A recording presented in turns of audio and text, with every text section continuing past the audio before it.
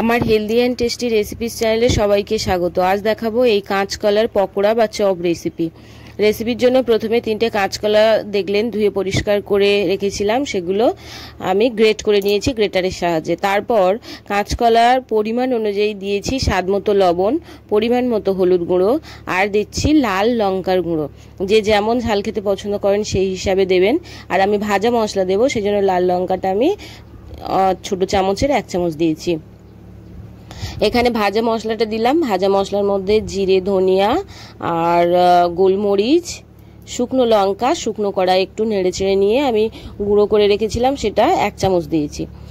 বড় সাইজের 2টো পেঁয়াজ কুচি দিয়েছি। এখানে কাঁচা লঙ্কা আর গ্রেট করা আদা, গ্রেট করা রসুনও দেওয়া যেতে পারে, আমি কিছু আজকে দিলাম না। ধনিয়া পাতাও দিতে পারেন। আর দিলাম পরিমাণ মতো বেসন দিয়ে জল ছাড়া আমি খুব ভালো করে হাত দিয়ে মিশিয়ে নিয়েছি। মেশানোটা খুব ভালো হতে হবে যেন কোনো রকম লাম্পস না থাকে। খুব ভালো করে মিশিয়ে আমি ঢেকে রেখেছিলাম প্রায় 20 থেকে 25 মিনিট মতো। তারপর ঢাকনা খুলে নিয়েছি। এখন ভাজার জন্য কড়াই উনুনে বসিয়ে গরম করে নিয়েছি খুব ভালো করে। তারপর দিয়েছি পরিমাণ মতো তেল। আমি সর্ষের তেলেই আজকে এই পকোড়া বা চপ যাই বলেন এগুলো ভাজবো। প্রথমে চপের আকার হাত দিয়ে ওই রকম শেপ দিয়ে আমি খুব ভালো করে 2 পিঠ হালকা আঁচে লাল লাল করে ভেজে নিচ্ছি। কাঁচকলা অনেকে খেতে চায় না, কিন্তু বিশ্বাস করুন এটা একবার না করে খেলে কেউ বিশ্বাস করবেন না যে এর স্বাদ কতটা ভালো হতে পারে। যারা কাঁচকলা খায় না তারা অনায়াসেই খেয়ে নেবে। আর এটা সন্ধেবেলার স্ন্যাক্স হিসাবে খাওয়া যেতে পারে, চা কফির সঙ্গে কিংবা মুড়ির সঙ্গে খুব ভালো লাগবে, বা গরম ভাতের সঙ্গে ডালের সঙ্গেও খুব ভালো লাগবে। আমার প্রথম ব্যাচের সবগুলোই ভাজা হয়ে গেছে। একই রকমভাবে আমি পরপর এভাবে হালকা আঁচে 2 পিঠ লালচে করে ভেজে নিচ্ছি।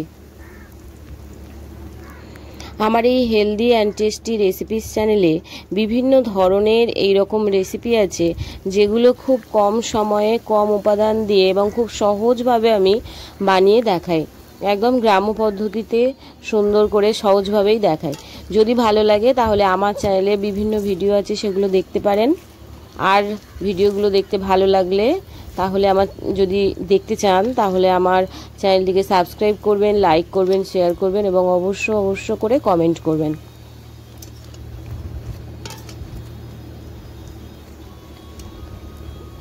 এগুলোও ভাজা হয়ে গেছে।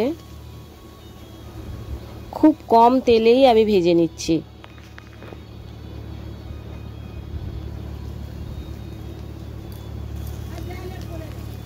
পরের বার আবারও দিয়েছি।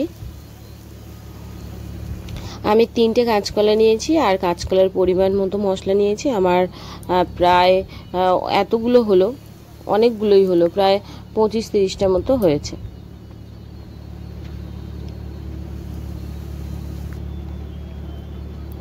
সবগুলো ভাজা হয়ে গেছে। শেষ পর্যন্ত দেখার জন্য সবাইকে অসংখ্য ধন্যবাদ।